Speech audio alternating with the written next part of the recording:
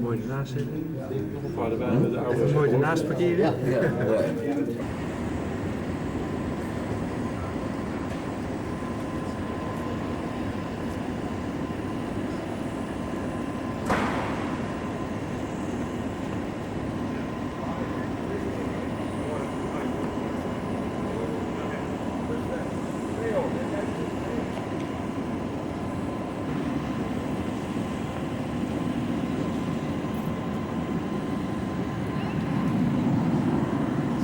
Kisten.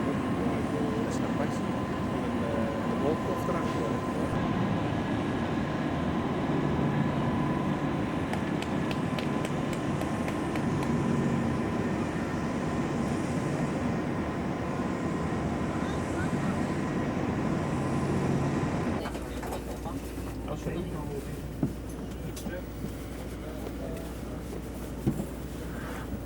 Johan, die demo-riem is gebleven? Oh, die heb ik achter. Ga kijken. Oh, dat ligt achter nog. Oh,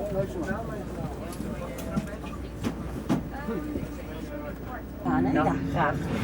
Dat wij alleen maar Mooi, dat komt ook allemaal goed.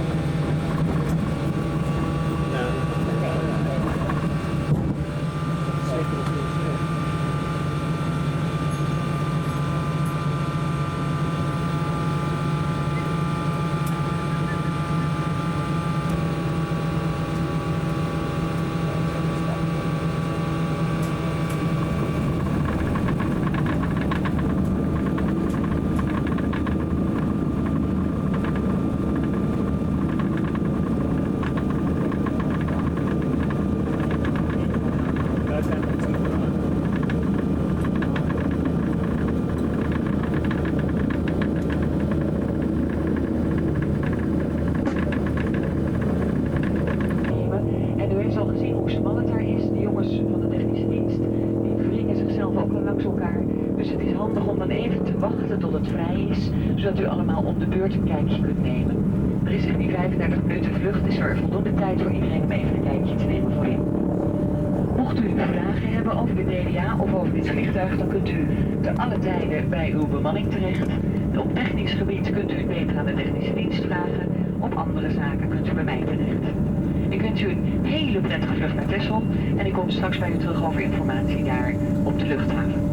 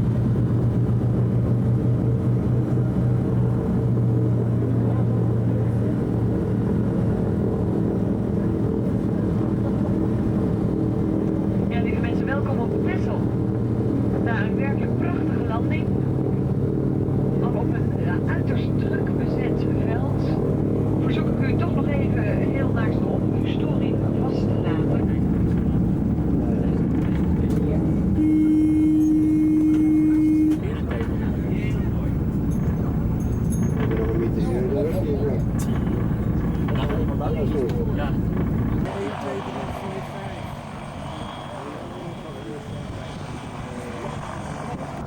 Ja.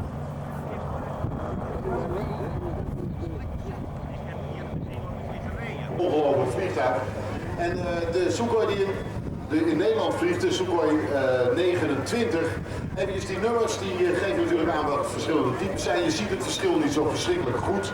Als u goed kijkt ziet u dat die 31... Ja, precies.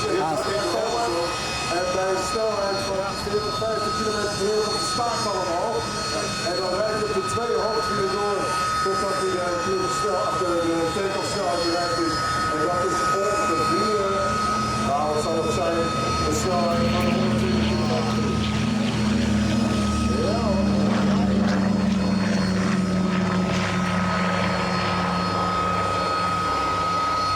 Oh, wat is dat toch zin gewoon zelf de koppen van elkaar gestoken hebben en gezorgd hebben dat die vliegtuigen hier blijven vliegen. Je kunt er ook wel terug van worden. En dat is de Cobra Station. En luister naar de tweede DD, race 2, 3, 4.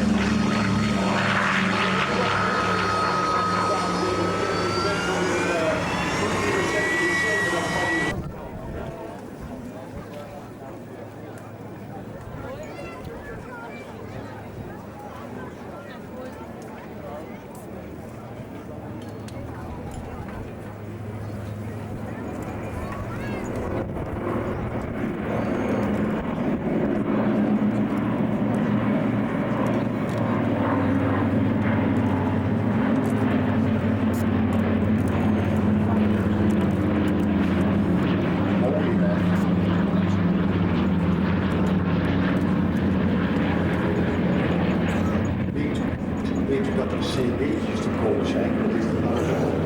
Dat is echt serieus hoor. Een cd'tje. Kun je de hele kast vol hebben met dat soort van. U kunt zich... Hallo. U kunt zich voorstellen dat het niet was voor aanhalingstekens de massa. De quota's werden zo goedkoop dat het de moeite waard werd voor mensen als Martin Schreuder om ze te kopen en mensen mee te gaan vervoeren naar Spanje. Later kwam hij deze 4 stroom bij. Kijk nou toch eens, luister nou eens.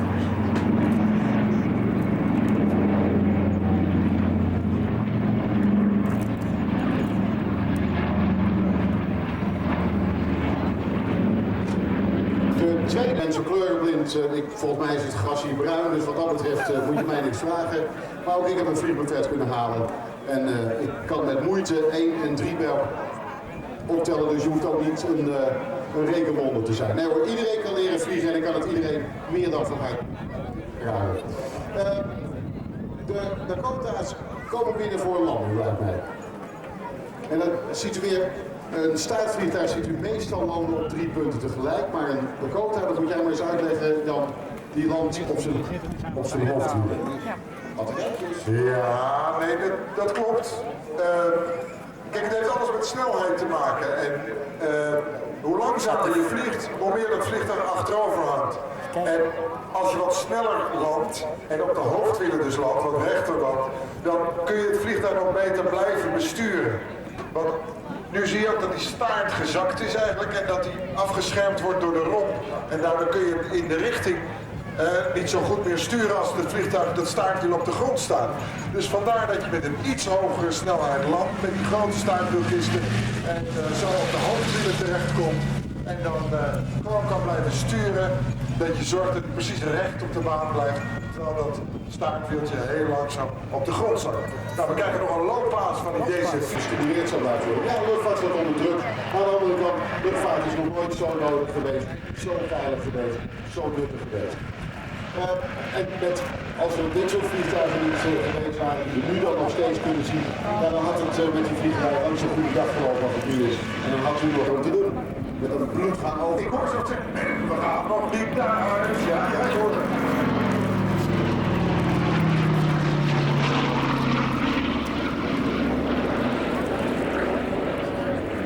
Prachtig vliegtuig.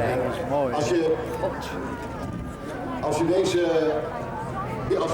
Dat er nog steeds in de wereld maatschappijen zijn, gewoon commercieel dag in dag uit vliegen met vracht en passagier.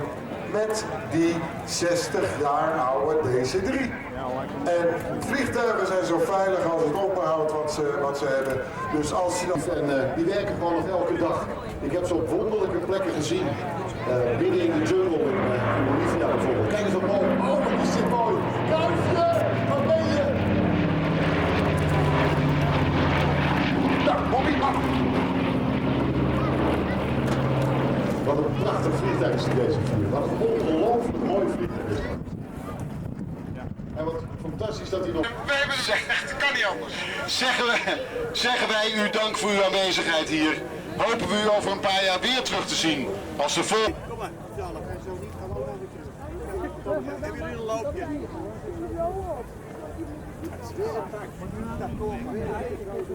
Wel die mensen, kom op.